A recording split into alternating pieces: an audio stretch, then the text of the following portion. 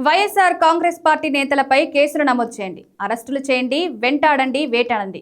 ఇలాంటివి ఆశించేవారు ఎవరో తెలుసా? తెలుగునాట ఆంధ్రజ్యోతి, ఈనాడు మీడియాలది ఇదే ఆశ.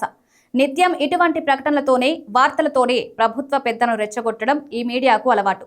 తాజాగా వైసీపీ సర్పంచ్ల బిల్లులు ఆపేయాలంటూ ఈ సెక్షన్ ఆఫ్ మీడియా కథనాలు రాస్తోంది. ఆర్థిక సంఘం నిధులతో పాటు అనేక రూపాల్లో నిధులు విడుదలవుతున్నాయి. ఆ నిధులను ఎట్టి పరిస్థితుల్లో వైసీపీ సర్పంచ్లకు దక్కకూడదు అనేది ఎల్లో మీడియా ప్లాన్. వైసీపీ హయాంలో సాంకేతిక కారణాలతో నిధులు నిలిచిపోతే పతాక శీర్షికన కథనాలు రాసేది ఎల్లో మీడియా. టీడీపీ హయాంలో నాటి బిల్లులను సైతం చెల్లించాలని డిమాండ్ చేసేది. బిల్లులు చెల్లించకపోతే తప్పు పట్టేది. ప్రభుత్వాలనేవి నిరంతర ప్రక్రియ అని చిలక పలుకులు పలికేవి. వైసీపీ ప్రభుత్వంపై తప్పుడు కథనాలు ప్రచురించేవి. ఇప్పుడు ఏకంగా వైసీపీ సర్పంచ్లకు బిల్లులు మంజూరు చేయొద్దు అంటూ సూచిస్తున్నాయంటే ఏ స్థాయికి దిగజారాయో అర్థమవుతోంది. 2014 నుంచి 19 వరకు పాలించారు సీఎం చంద్రబాబు.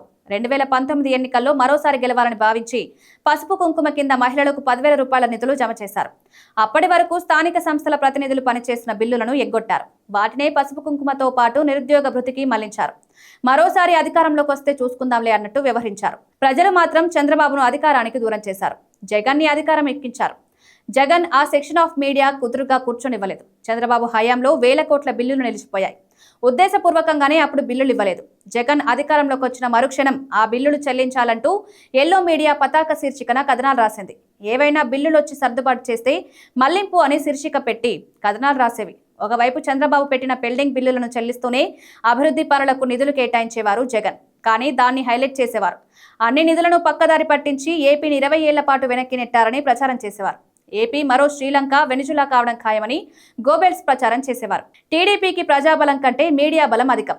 ఈనాడు, ఆంధ్రజ్యోతి ద్వారా తాము అనుకున్నది సాధించడం చంద్రబాబుకు అలవాటైన విద్య. 2019 నుంచి 24 మధ్య చంద్రబాబుకు అండగా టీడీపీ కంటే ఈ సెక్షన్ ఆఫ్ మీడియా నిలిచింది. ఇప్పుడు వారి ఆశలు, ఆకాంక్షలకు తగ్గట్టు టీడీపీ కూటమి అధికారంలోకి వచ్చింది. అయినా సరే వారు సజావుగా ఉండడం లేదు. ఇప్పుడు కొత్తగా వైసీపీ సర్పంచ్లపై పడ్డారు. మరో 3 నెలల్లో వారి పదవీకాలం పూర్తి కానుంది. స్థానిక సంస్థల ఎన్నికల్లో వైసీపీ ఉండకుండా చేయాలన్నదే ఈ సెక్షన్ ఆఫ్ మీడియా ప్లాన్. బిల్లులు పెండింగ్ లో ఉంచితే వారంతా కూటమి కంట్రోల్లో ఉంటారని, వైసీపీ స్థానిక నాయకత్వానికి ఆర్థిక ఇబ్బందులు వస్తాయని అంచనా వేస్తోంది. అందుకే అదే పనిగా ప్రభుత్వాన్ని రెచ్చగొట్టేలా వరుస కథనాలు ప్రచురిస్తోంది.